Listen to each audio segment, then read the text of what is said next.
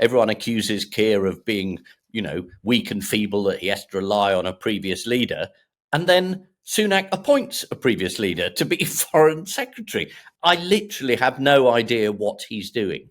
And I get the feeling that I share that with him. So 2023 began with Rishi Sunak being fined for not wearing a seatbelt and ends with a series of slow-motion car crashes involving migration, the economy and the future direction of the Tory party. Keir Starmer began the year promising national renewal and ends it dressing up as Margaret Thatcher. So who better to have a look through the year that was 2023 than with Hislop, editor of Private Eye and star of I Got News for You. Do you edit the annual as well, Ian? I'm afraid I do, yeah. Yeah, you do it all. Now, it got me thinking, actually. I mean, obviously the annual's terrific and very funny, but I wondered did you think that 2023 was a bit boring? We haven't had a new Prime Minister or a new King for ages. Yeah, no. I mean, and everyone said this is going to be the year where the adults take over and you won't be nearly as funny for you. And then it started off quite sane, and obviously that was disappointing. And then it just went nuts, didn't it? And it turned out that the man we got in to be Prime Minister doesn't understand politics at all. Hasn't really got a clue how to do it. So that proved funnier and funnier. And he does keep telling us that he's someone else. The real Rishi changes sort of month by month. Well, that's the thing, isn't it? So let's start then. Let's start in Rishi Sunak's year. Yes. At the beginning of the year, he was the sort of serious guy, just getting on with the job, keeping his head down, wasn't going to be out talking the whole time. He was going to do, not tell. Yes. And then, like you said, he's like Madonna. He's had loads of reinventions this year. And also, he just started with 5 pledges. And again, you just think anybody who's really interested in politics would remember Ed Miliband and headstones and things not to do. And he just doesn't remember. So, and out of 5 pledges, you're unlikely in the world as it is to be able to meet them. And as it turns out, it's looking like, is it 1 out of 5, 0 out of 5? Yeah, the one which has got nothing to do with him, the rate of inflation, yes, because that's based in the hands of the Bank of England, that looks like it will be met. All the ones like growth and NHS waiting lists and stopping the boats. Yes. Not so much. Not so much. It's a sort of Meatloaf song, isn't it? It's 0 out of 5 ain't bad. Have you been surprised, given that, we obviously had Boris Johnson and Liz Truss, I'm sure we'll come on to them in a minute. Have you been surprised that Rishi Sunak hasn't turned out to be better? Yes, I mean, genuinely surprised, because I suppose no one knew anything about him, but it should have been a clue that he hadn't been in politics very long, didn't appear to be very interested in it, and doesn't know how to do it. And I mean, the year ended with him not knowing that the classic British response of a prime minister to the Greek marbles issue is you say, oh, that's very interesting, I'll definitely look into that. And then you carry on with the meeting. The idea that you cancel it is just is ludicrous. Yeah, ending up in a diplomatic spat with Greece yes. Was not on my sort of bingo card for the year. No, but he's got there already. And what you do know is that anyone Greek, and particularly the Prime Minister, will bring up the Elgin marbles immediately. I mean, again, I just wonder if there are any advisors left. Now, we should also talk about Keir Starmer's year. Yes. He began the year being very serious again. My father was a toolmaker, careful with your money and all of that. I mean, their poll lead is it's held up through the whole year, despite sometimes his best efforts. I mean, he's now so far ahead in the polls, he can appear in the Sunday Telegraph writing essentially a love letter to Margaret Thatcher, irritating, I suppose he thinks, all the right people. Were you expecting that? I suppose it's just part of the playbook. No, I just thought he's now getting to a sort of level of such confidence. He feels he can do anything. I mean, it was Liz Truss, actually, who used to dress up pretending to be Mrs. Thatcher. The idea that Keir's going to appear with a handbag now and tell us to rejoice is it's a little bit disturbing. But I think because the last 3 times where I think you, me, probably everybody else thought, well, the Labour lead's going to collapse now.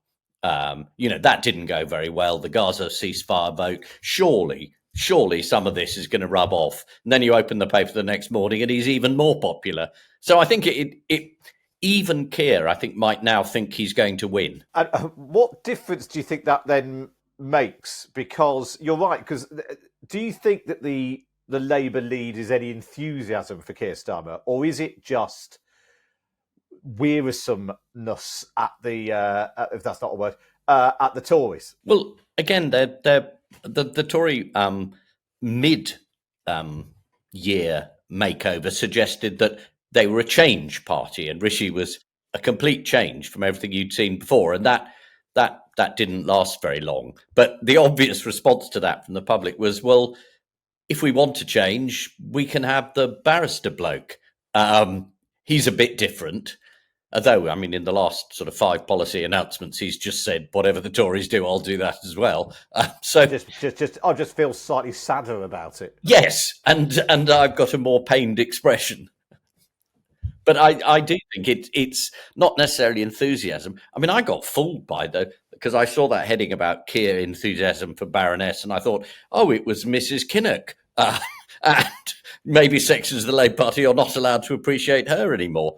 But it is a bizarre turn. But let's talk about some of the people we've loved and lost this year. There's a long list of people who filled the pages of Private Eye over the years. Boris Johnson, Nadine Dorries, Suella Braverman, Dominic Raab, Nicola Sturgeon.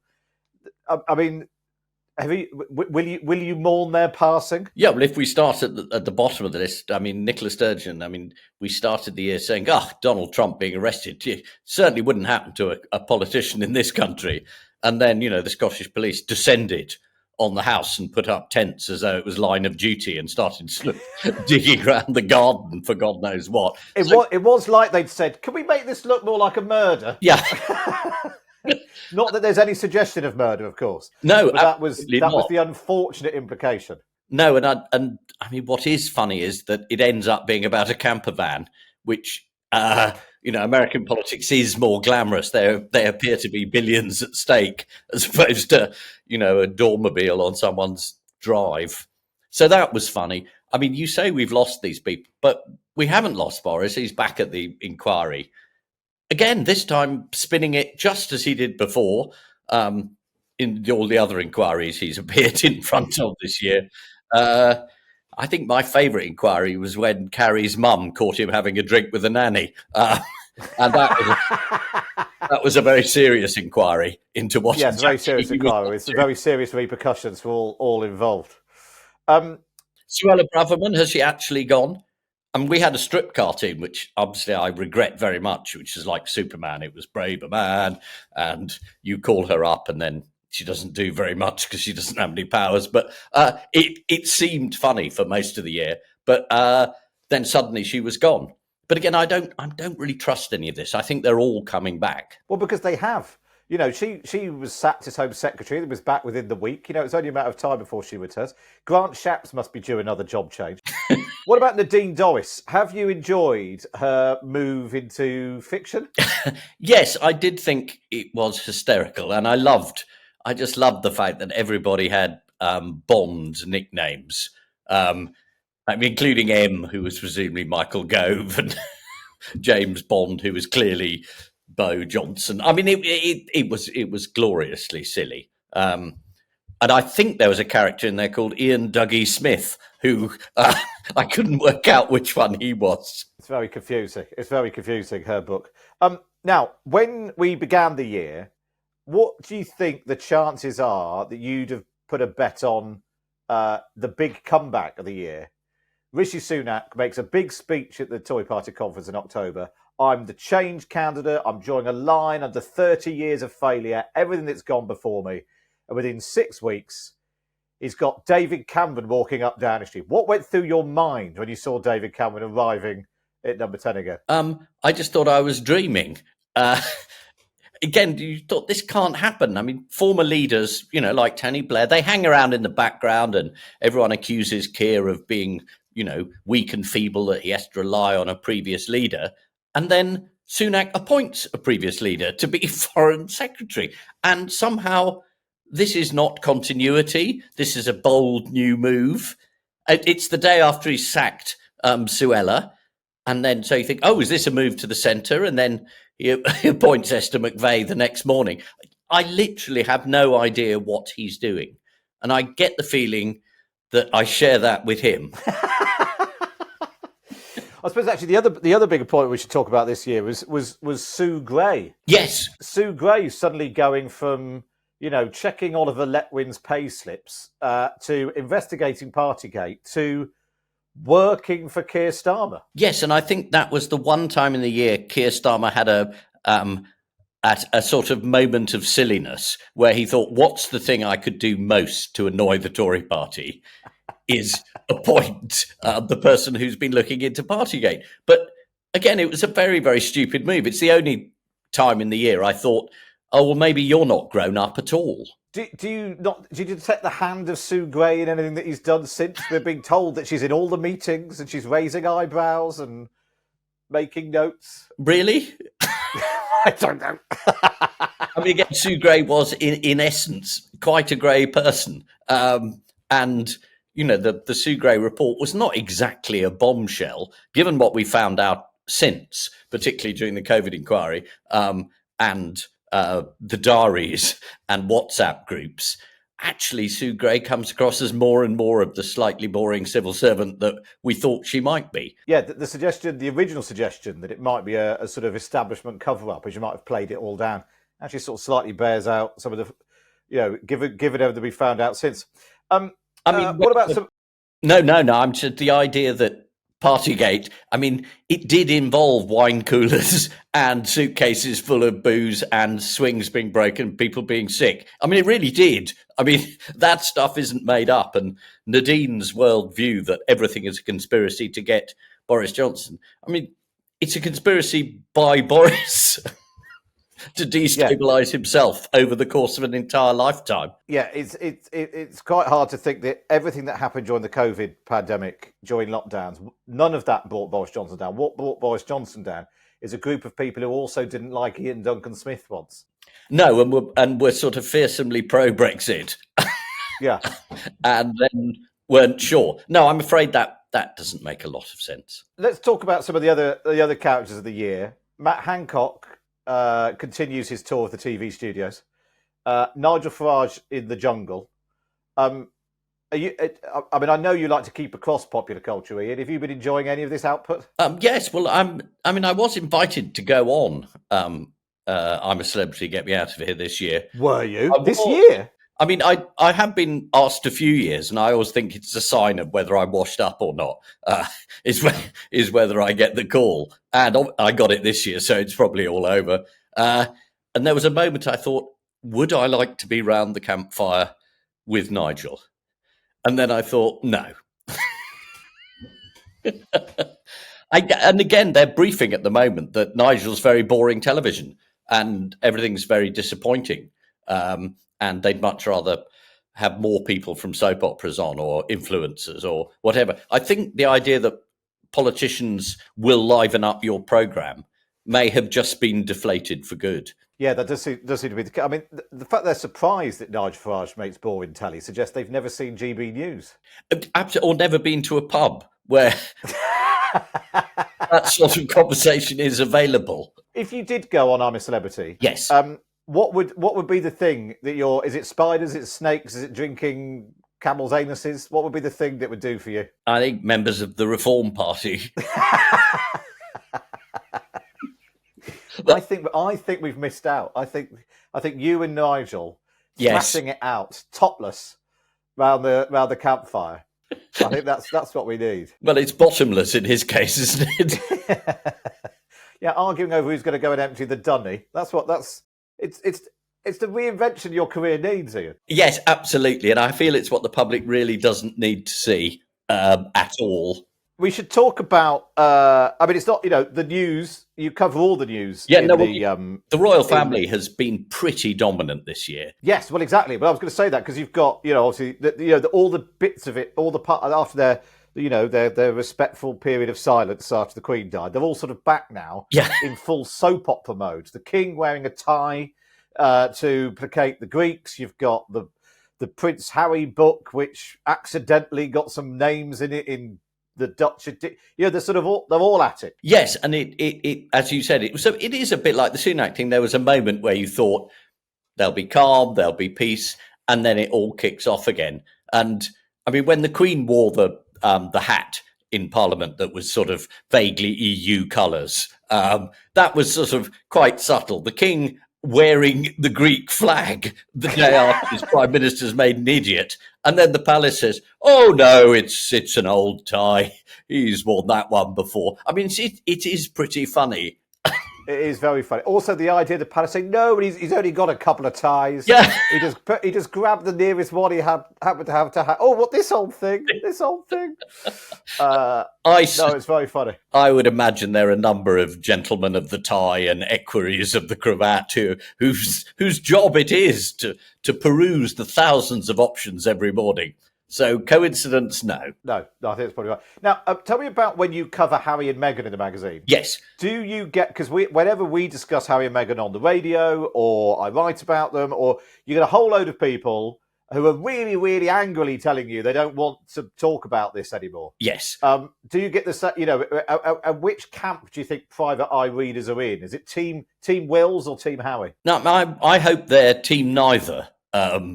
On the whole, I mean, in the last outburst, I mean, I always enjoy the reminding people that the papers who really, really hate Harry do have a slight skin in the game on this one, in that he sued them. So when the Mirror runs 3 pieces every day about how awful Harry is, you think, this isn't a coincidence, is it? So there is a real bias with some of the papers. But again, Harry makes it very easy for people because he's just so annoying. And his grasp on, I mean, we ran a lot of accounts of the trial, and you remember he had to actually give evidence. And it was a very bad idea putting him forward as the main witness because he's just not used to answering questions. And when you're in front of a barrister who says, what happened here? And he says, my phone was hacked. And the barrister says, you were 3 years old and you only had a Fisher Price phone. It doesn't look so good. And genuinely, he was terrible. And then, in the last week, the idea that this book has absolutely nothing to do with the couple. I mean, dear old Scobie, he's got 2 sources, really, hasn't he? And we know that one of them's himself. That's interesting. You mentioned media bias there. For a long time, you thought the biggest problem in the British media was my boss. Yes, billionaire Australian. Then along comes Abu Dhabi to buy a newspaper. Are you excited by that? Yes. No. Well, I mean, my first reaction was I do like reading the coverage of a lot of British newspapers saying how awful it is to have a foreign owner, and you're thinking, yes, it is, or even a semi, non-dom type owner in the case of the Mail.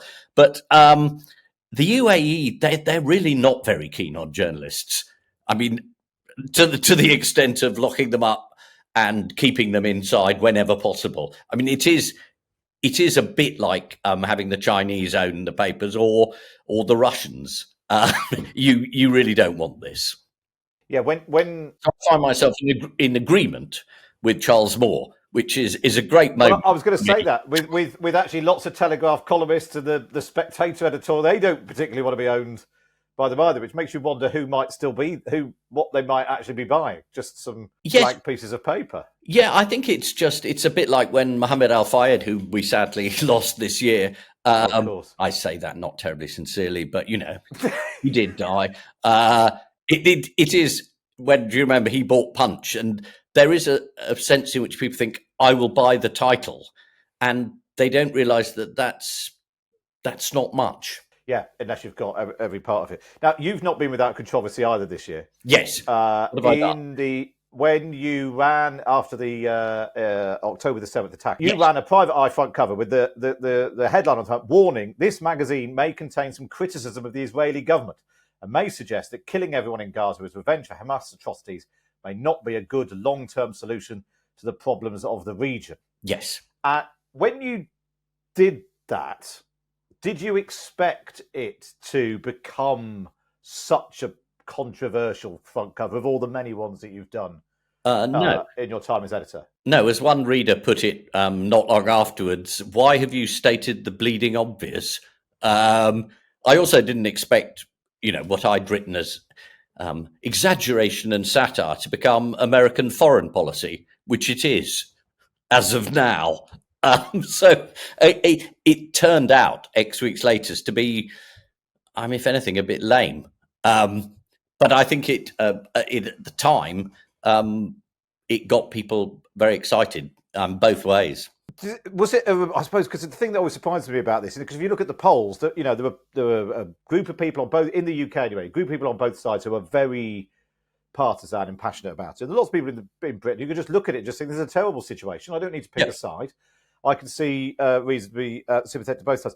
Were you surprised by the because I think you lost a cartoonist, didn't you? Resigned because of some of the backlash. Yes, despite the fact that I put his cartoon in, which was indeed a cartoon about people pretending they weren't being anti-Semitic when they were. But there you go. Do you think it's had a permanent effect on the magazine? Do you have any regrets about it? No, absolutely none. And I think, as week followed week afterwards, it looked less and less controversial. And also, people do tend to see what they want to see. And if you follow the magazine, there was a long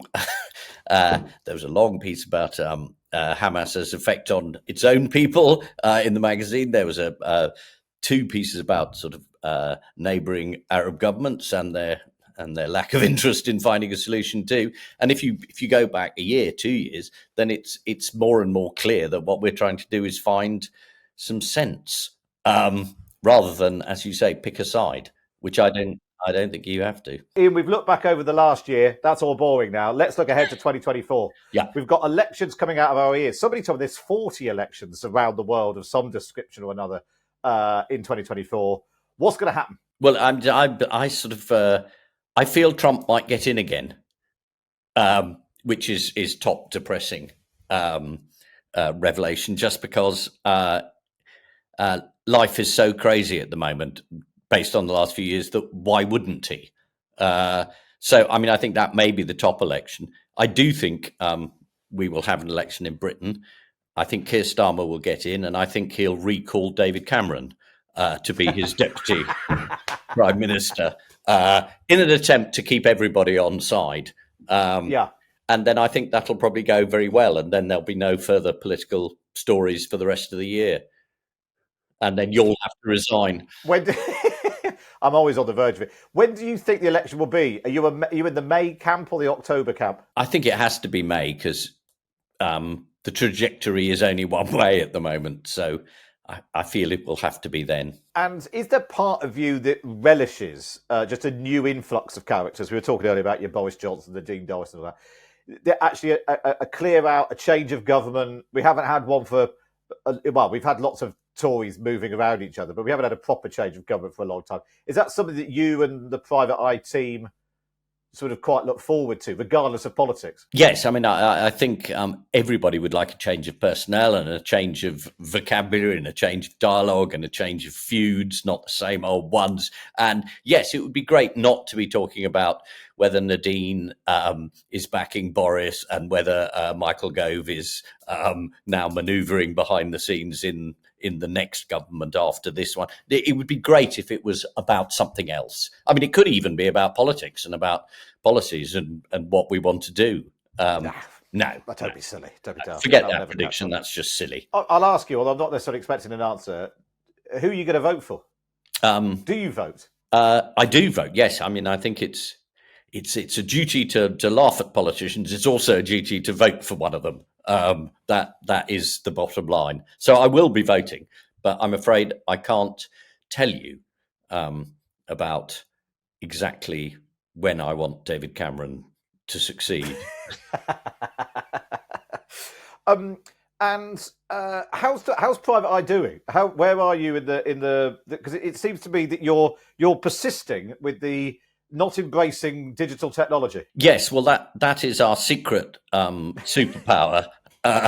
Is that if you're not online and you don't give your material away for free, people tend to buy it, which is an extraordinary insight, which is allowed only to me and obviously to no one else in the entire publishing business. But no, I mean, we are still selling, 230,000 odd copies, which is a lot more than we sold, before the pandemic, and a lot more than we sold during periods when we were down to 200,000. And the editor then, I think, was a complete idiot. It was me,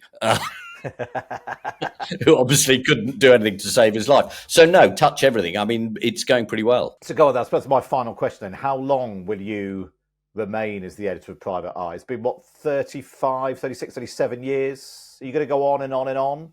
Or are you going to hand over the reins to David Cameron?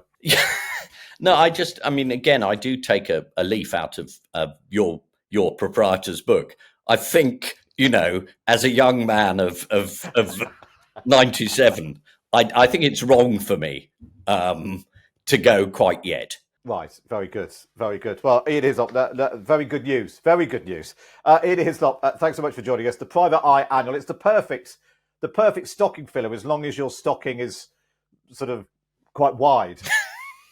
Quite wide in the thigh. That's what I'm going to say. It's a pillowcase filler. It's a pillowcase filler. It's a perfect pillowcase filler. And obviously, Private Eye's out of your week. And Have I Got News for You will be back soon.